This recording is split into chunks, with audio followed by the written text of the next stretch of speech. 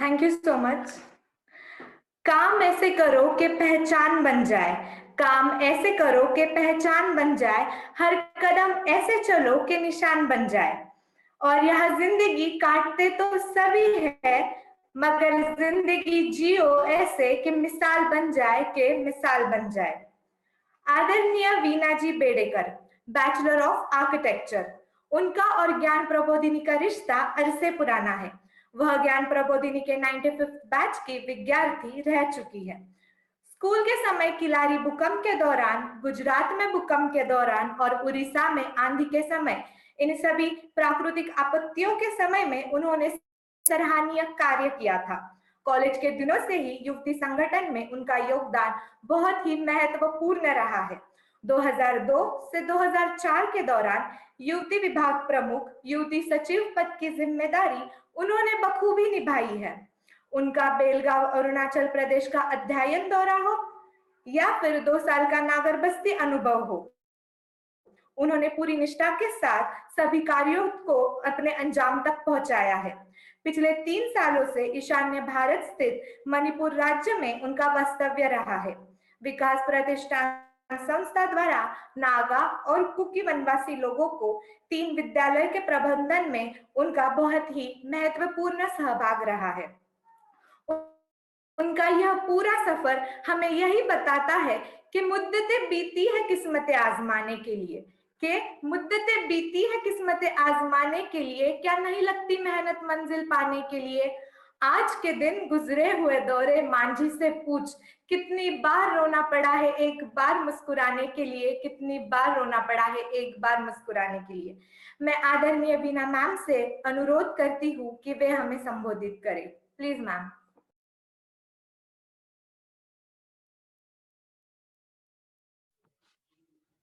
नमस्कार। पिछले 3 साल से मैं मणिपुर राज्य में काम कर रही हूँ। मणिपुर में 3 स्कूल्स है। पूर्व सीमा विकास प्रतिष्ठान करके एक संस्था है, उनके 3 स्कूल्स है मणिपुर में। वहां पे मैं व्यवस्थापन और टीचिंग का काम कर रही हूँ पिछले 3 साल से। ऑब्वियसली 2020 में स्कूल बंद है, तो 2017, 18, 19 में मैं वहां पे काम कर रही थी।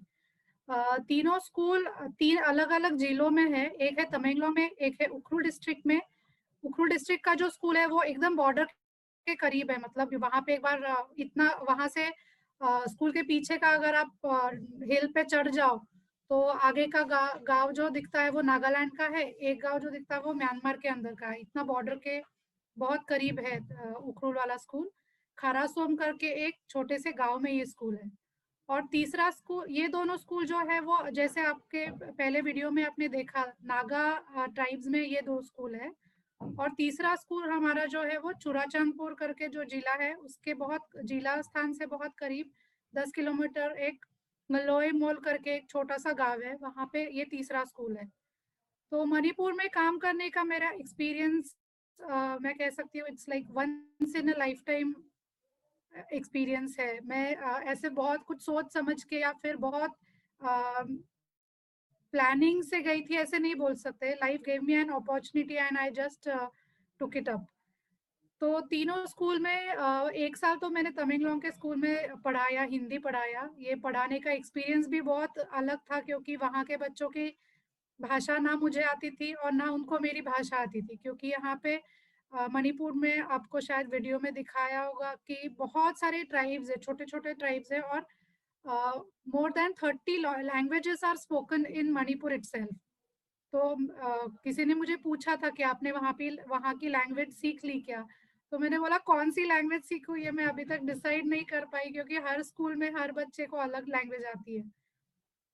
तो इन बच्चों को जिनको ना हमारी लैंग्वेज आती है और ना उनको ये स्क्रिप्ट आती है, लिपि भी नहीं आती उनको, तो उनको ये लैंग्वेज पढ़ाना मेरे लिए बहुत ही अलग इट वाज अ चैलेंज। तो मैंने बहुत कुछ ट्रायल्स किए गानों के द्वारा या फिर मूवीज दिखा के, ऐसे मैंने उनको थोड़ा थोड़ा हिंदी सिखाने की कोशिश की।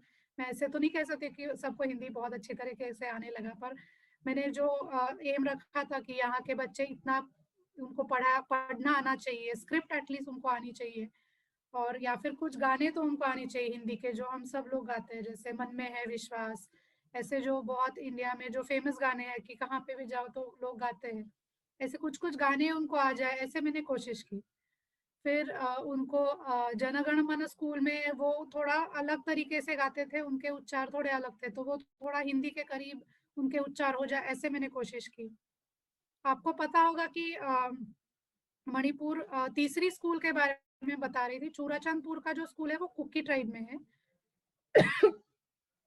1 साल अध्यापन करके आगे के 2 साल में तीनों स्कूल्स में कुछ स्कूल डेवलपमेंट का काम कर रही थी।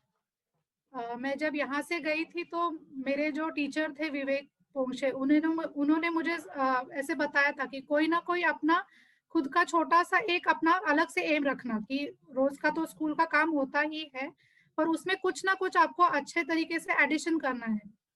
तो मैंने सोचा था, मैं एक स्कूल्स में लाइब्रेरीज नहीं थी, हमारे बच्चों को पढ़ने के लिए बुक्स नहीं मिलते थे, तो फिर मैंने सोशल मीडिया पे एक कैंपेन चलाया कि हमको बुक्स भेजो। तो मैंने लिखा हमको किस तरीके के बुक्स चाहिए, क्या टाइप के बुक्स चाहिए, और इसको इतना अच्छा सबने सराहाया इस, और इतने सारे बुक्स हमको मिल गए। मैंने एक्सपेक्ट किए थे 1000 बुक्स तो मिल जाए, लेकिन 3000 बुक्स ऑलमोस्ट हमको मिल गए, और हर स्कूल में 1000 बुक्स हम जुटा पाए।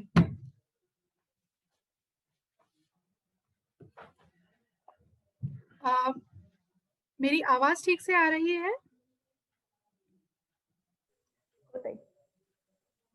हाँ। तो फिर ये मेरे लिए बहुत खुशी की बात थी कि तीनों स्कूल में 1000 के ऊपर अभी बुक्स है, एनसाइक्लोपीडिया है, और बहुत सारे अनजान लोगों ने भी इस कैंपेन के थ्रू बुक्स भेजे हैं। मतलब मुझे पता भी नहीं, बैंगलोर से एक पार्सल आ गया, उसमें बुक्स थे, मुंबई से पार्सल आ गया, उसमें बुक्स थे, और मुझे पता भी नहीं है कि किन लोगों ने भेजे हैं। तो it was a very very बहुत अच्छा एक्सपीरियंस था कि ऐसे कुछ हम अच्छा काम करने जाए तो लोग उसको भगवान ही बोल सकते हैं कि हेल्प करने आ जाते हैं एक तरीके से। So that was an amazing experience for me कि कितने लोग हमको मतलब मराठी में एक बात बोलते हैं कि देणाऱ्याचे हात हजारो, दुबड़ी माझी जोड़ी, मतलब हम कुछ मांगने जाते हैं और बहुत ज्यादा कुछ मिल जाता है। तो वो एक मेरे लिए बहुत अच्छा एक्सपीरियंस था। उसके अलावा मैंने स्कूल में कुछ ना कुछ साइंटिफिक इक्विपमेंट जमा करने की कोशिश की, माइक्रोस्कोप हर स्कूल में हो जाए। फिर स्कूल में कंप्यूटर्स वगैरह कुछ नहीं थे, तो हर काम लिखित रूप से होता था। और तीनों स्कूल में 2017 में जब मैं गई थी तो तीनों स्कूल में इंटरनेट की फैसिलिटी नहीं थी। खारासोम जो सबसे दूर दराज में बोल सकते हैं, सबसे दुर्गम एरिया में जो है, बहुत बॉर्डर के करीब है, वहां पे इंटरनेट की फैसिलिटी अभी तब तक पहुंची नहीं थी। बट आई एम हैप्पी कि 2020 एंड तक वहां पर जियो का टावर लग चुका है और तीनों गांव अभी 4G के इसमें आ गए हैं। 2020 में स्कूल बंद थे, but I am happy to share that पिछले हफ्ते हमने तीनों स्कूल के कुछ कुछ टीचर्स को सिलेक्ट करके, जो प्री प्राइमरी के टीचर्स हैं, उनके हमने ऑनलाइन वर्कशॉप्स हम ले पाए।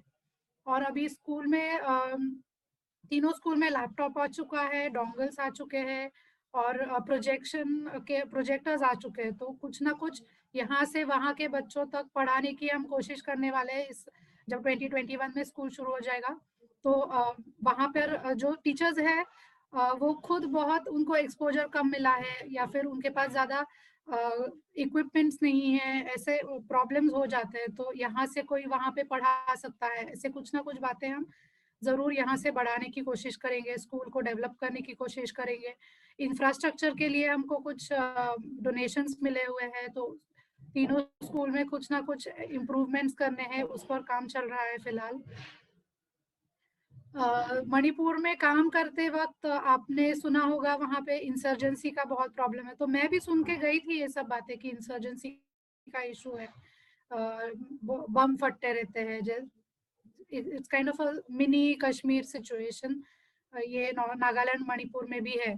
थोड़ा बहुत एक्सपीरियंस मतलब न्यूज में आता था, पर ऐसे डरावना माहौल तो बिल्कुल ही नहीं है। मैं तो पुणे और मुंबई से सेफ मुझे मणिपुर में लगा। पहले तो वहां पे और स्त्री की तरफ देखने का जो नजरिया है वो बहुत साफ सुथरा है, तो मुझे मैं कितना अकेले ट्रैवल करती थी, कहीं से भी कहीं पे जाके किसी भी गांव में रहने का अगर समय आता तो कभी भी कोई भी खराब सिचुएशन हुआ है या फिर किसी ने यहाँ पे जो लड़कियां सुन रही होगी उनको समझ में आता होगा मैं क्या बात कर रही हूँ कि किसी ने गलत तरीके से हमारी तरफ देखा है, अप्रोच किया, ऐसे कभी भी नहीं हुआ। It's so safe for women to travel in Manipur and entire north east. बहुत ही अच्छे लोग हैं वहाँ के। इस नजरिए से देखा जाए तो औरतों की बहुत इज्जत करते हैं और बहुत सेफली, जैसे ऐसे मुझे नहीं लगता कि भारत के किसी भी गांव में जाके ऐसे मैं अकेले रह सकती हूँ।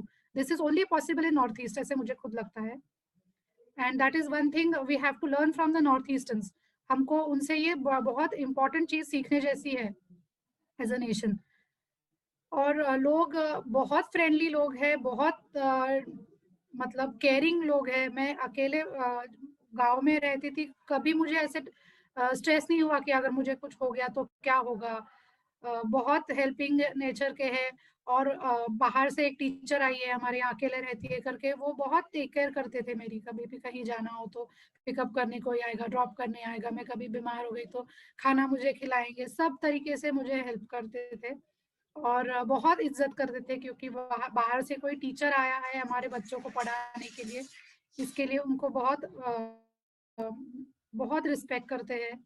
और मणिपुर में जाके पढ़ाने का जो मेरा डिसीजन था और वहां पे काम करने का डिसीजन था, I think it was one of the best decisions of my life. और मैं बहुत खुश हूँ मैं ये काम करके, और मैं करती रहूंगी। आप में से जो भी आ सके Manipur, you are most welcome. आप आते रहो, जो आके गए हैं वो आते वापस आते रहो। We can do something nice for all the children in my schools. Thank you, धन्यवाद।